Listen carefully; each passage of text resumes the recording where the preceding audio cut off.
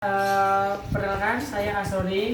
Kemarin kita sudah kontrak waktu ya Pak ya untuk penyuluhan tentang pelaksanaan untuk pencegahan terhadap banjir seperti itu. Kemarin sudah janjian jam segini ya Pak nggih. Sebelumnya Bapak bisa kita mulai sekarang? Baik. Sebelumnya Bapak sudah tahu belum tentang pencegahan bencana banjir? Sudah. Apa bisa disebutkan salah satunya?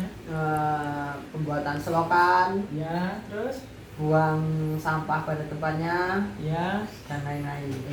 Bisa tambah ya Pak ya nanti supaya ada lebih jelas lagi. Untuk pencegahan banjir sendiri yaitu yang pertama pemerintah hendaknya mengatur, kemudian memberikan perizinan pembangunan gedung, rumah, pusat pembelanjaan atau bangunan yang lain. Kemudian membuat saluran air yang cukup supaya tidak terjadi mampet seperti itu baik oleh pemerintah maupun penduduk sekitar.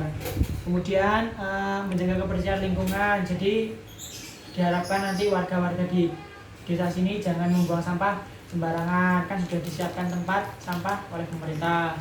Kemudian pemerintah harus bertindak tegas terhadap para penebang liar.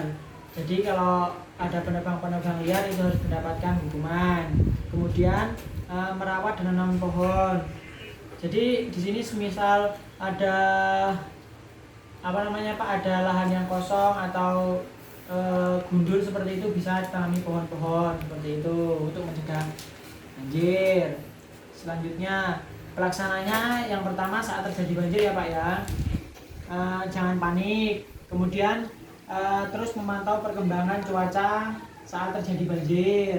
Kemudian ketika melihat air datang jauhi secepat mungkin. Jadi ketika Bapak sudah melihat air jangan malah diam atau bingung, langsung saja lari ke tempat yang lebih tinggi atau lebih aman. Kemudian bila Bapak terjebak di dalam rumah, raih benda yang bisa Bapak gunakan untuk menyelamatkan diri, seperti galon mungkin atau seperti sejenis pelampung seperti itu. Kemudian dengarkan jika ada instruksi dari pemerintah atau Basarnas seperti itu. Kemudian selamatkan barang-barang berharga, barang-barang yang sangat berharga, misalkan seperti sertifikat, dokumen-dokumen aset tanah seperti itu. Kemudian pantau kondisi ketinggian banjir, terus menggunakan air bersih dengan efisien. Jadi penggunaan air bersih harus sesuai dengan kebutuhan. Setelah terjadi banjir, hendaknya keluarga dan pemerintah bekerja sama untuk membersihkan tempat tinggal dan lingkungan di area rumah. Kemudian terlibat dalam perbaikan saluran air limbah. Jadi untuk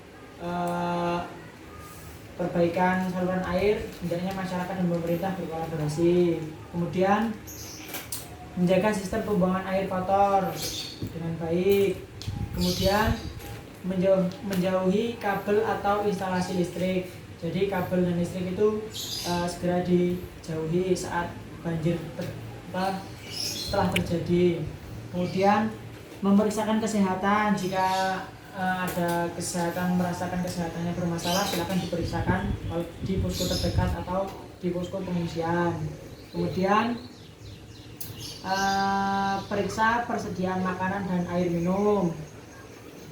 Jangan minum dari sumur atau air yang di tempat yang terbuka, soalnya kan itu sudah terjadi banjir Pak. Pasti jika sumurnya terbuka, positif di dalamnya juga sudah kotor seperti itu. Bagaimana Pak penjelasan dari saya?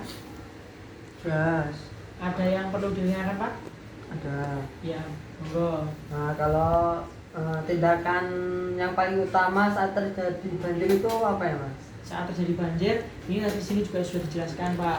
Yang pertama jangan panik. Jika Bapak sudah melihat air mendekati, segera menjauh dari tempat tersebut. Misalkan di sini sudah terlihat air, Bapak harus segera secepatnya lari ke tempat yang lebih tinggi atau di posko terdekat yang sudah disediakan. Kalau banjirnya tiba-tiba itu berapa Mas?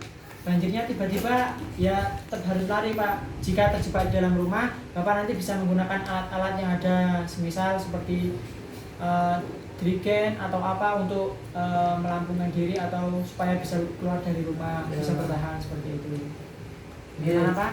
Sudah jelas ya Pak ya. Baik Pak, terima kasih bersamanya.